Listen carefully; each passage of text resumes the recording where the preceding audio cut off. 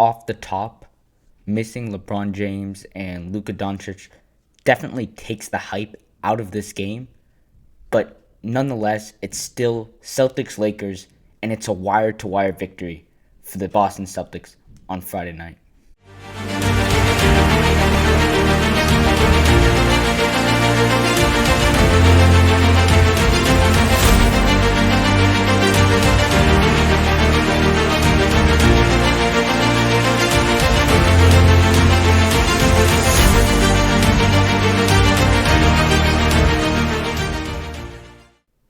What's up, everyone, and welcome in to your Celtics source, where the Boston Celtics are 5th place in the Eastern Conference after defeating the Los Angeles Lakers, albeit the shorthanded Los Angeles Lakers, 126-105 on Friday night. A third straight win for the Boston Celtics, a fourth out of the last 5 games. They are 9-2 in their last 11 games.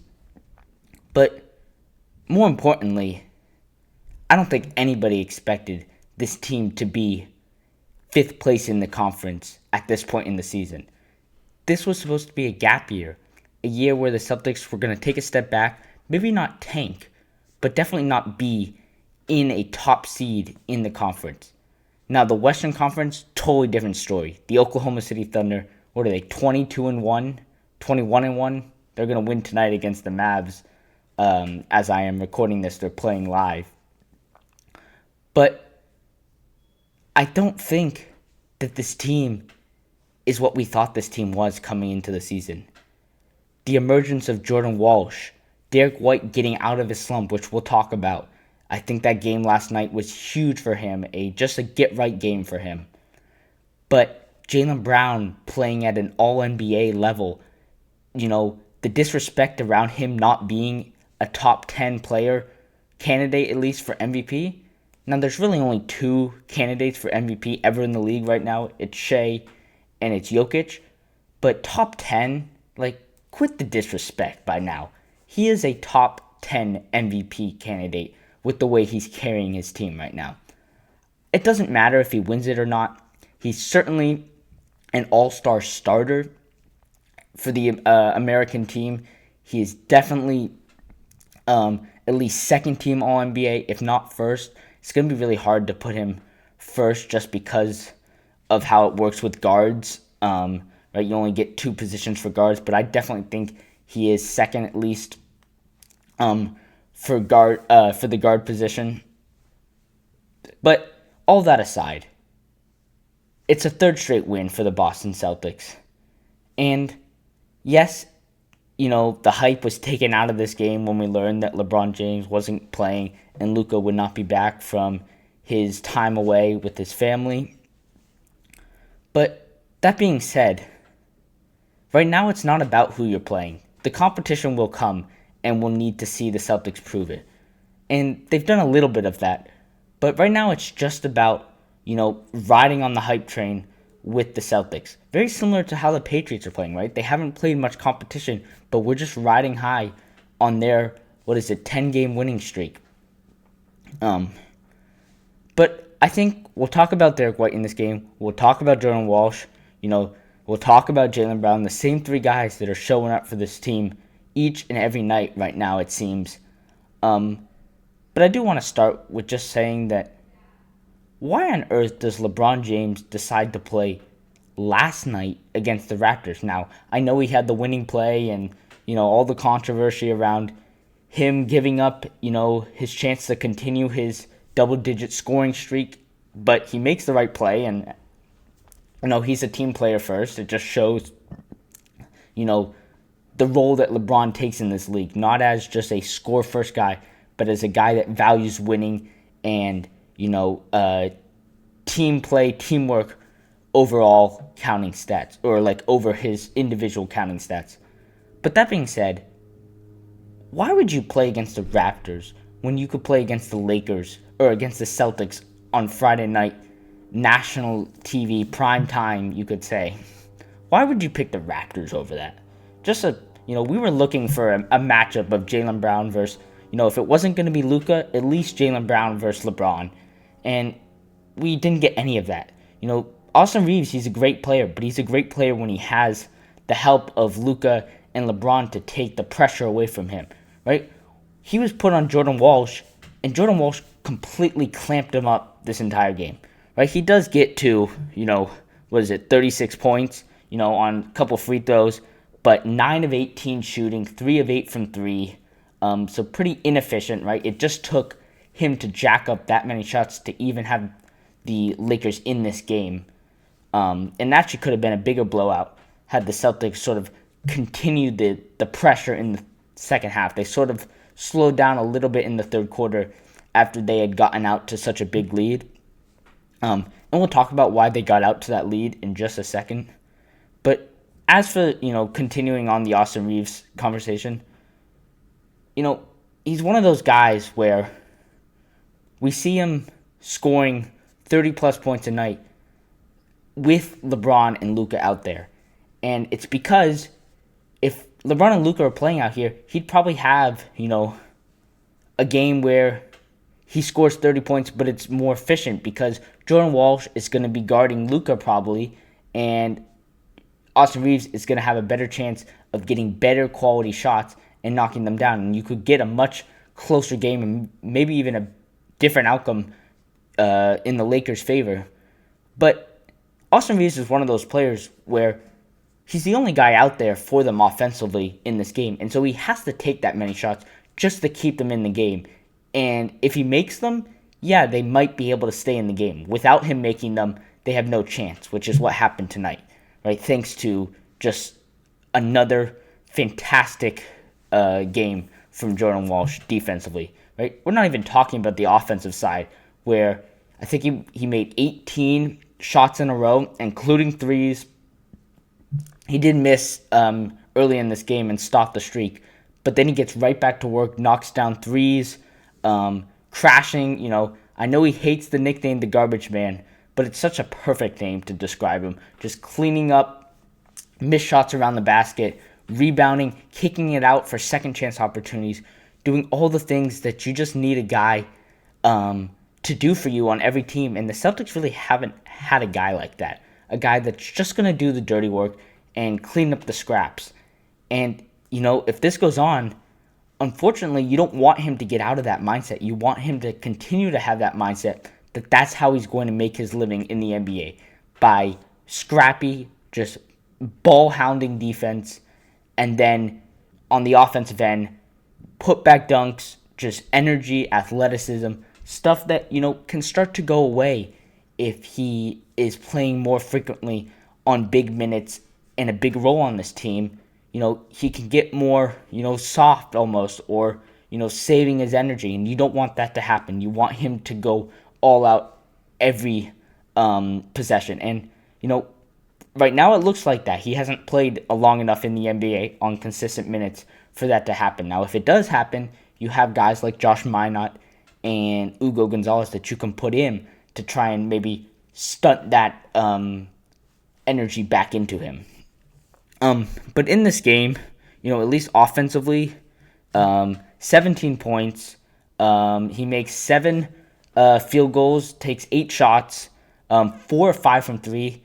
Just a massive, massive improvement from him. Just knocking down catch and shoot threes is something that was probably the biggest thing holding him back, because honestly, his defense wasn't bad over the last couple of years. He did miss a couple shots around the rim, but his rebounding was good, and he was making put-back dunks and stuff like that. It was just the inability to knock down a three at a consistent rate, which in Joe Mazzulla's offense is going to hurt you, right? You can only have one guy in Joe Mazzulla's offense that can't hit a three, and that's the center. And with what Neemias Queta is doing, by the way, you don't need him to be shooting threes because he's having a terrific career, or at least season, of his own.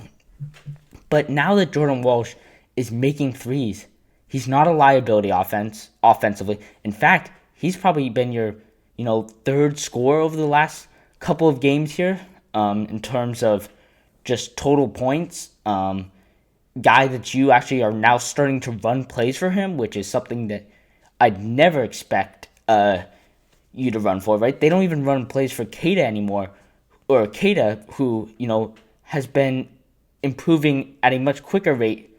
Well, not quicker, but, came into his own earlier than Jordan Walsh did with the Celtics, right? Kata has started to take shape last season. Jordan Walsh didn't really have anything last season, and it's really just been this year that we've started to see his full potential. And so the fact that they're actually running plays for him just tells you the trust that Joe Mazzulla has in him to not make the mistake, to make the right play, and just provide something that no other player on this team provides. I do want to talk a little bit about Derrick White. Last night was the game where he got out of his slump. And I'm thinking it's for good because, he comes into this game with the confidence after knocking down, 30 points last night. And he's able to come into this game, and he doesn't take as many shots as he took in the game prior. But he knocks them down at a consistent rate, particularly the three where he knocks down, 5 of 10, 50% from three. Now, 10 threes is definitely a lot of threes to take for a guy like him who is not trying to score. Like, when I say not trying to score, like if you're taking 10 threes and you're the main guy offensively on the night and you are facilitating the offense, it's different. If you are sitting in the corner and taking up 10 threes, that's a lot of threes to be taking if you're going to miss more than half. And he doesn't. He hits half of them, so it's a good efficiency for him and worth those shots. Right? You don't want some guy to be jacking up 20 threes a night and not even getting 50% because it's just taking away from possessions where you could be getting better offense. But, as for Derrick White, this wasn't, obviously, last night was his game. This game was Jaylen Brown's game, which it seems like every game is when Jaylen Brown's on the court. So I'm not going to talk more about what Derrick White does. We're actually going to do a podcast episode Saturday evening. It's going to come out, Saturday around 5 p.m. dinner time. So maybe you can watch it afterwards. As if you're watching this Saturday, it's coming out later today. But so we're going to talk about Derrick White on that podcast. We're going to talk about Jordan Walsh and whether the Celtics can actually contend in the playoffs. But as for this game, Jaylen Brown, another 30-point performance. Not, his greatest efficiency, 10 of 22, 3 of 7 from 3. But once again, it's the 8 assists, the 8 rebounds. Just stuff that we haven't been seeing from him. He's never been a big rebounder, never been a big playmaker for others. It's usually been, Jason Tatum does that stuff, and Jaylen Brown feeds off of that. And Jaylen Brown has just found a new level, which is why I said at the top of the show he deserves to be an All-NBA player this season if he stays healthy. And, he's only missed one game, which was that Wizards game last night. I don't even know if Jaylen Brown wanted the night off. I'm sure they forced him to take the night off just because, it's great for this team that everybody could rest last night. Those who, started the game got to rest in the fourth quarter. But he comes in well-rested for a game where he thinks he's playing against LeBron, at least. LeBron ruled out. And he doesn't care. He knows that, if you're not going to play LeBron, you're not going to play Luka. Well, obviously Luka's not here. But you're not going to play your stars, then I'm going to take advantage of it. I'm going to go off for 30, and I'm just going to pick apart your defense. The Lakers are not a great defensive team. Going at Austin Reaves, who is not by far their worst defender, but one of their worst defenders.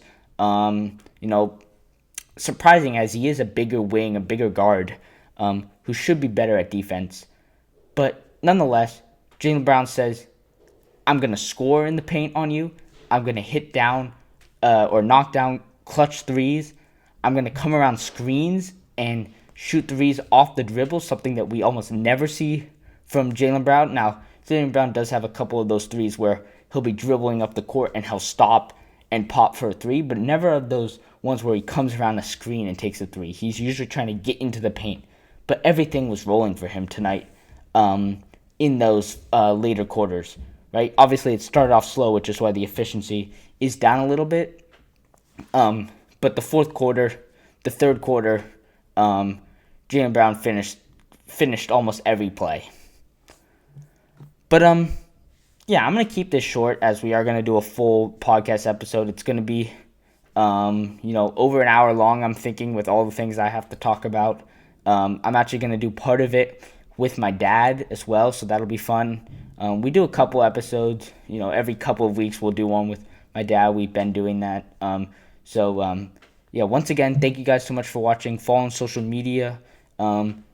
My Instagram actually got deleted, so we started a new one, which is pretty unfortunate. But if you guys could go follow that, that would be much appreciated. Until next time, go Celtics.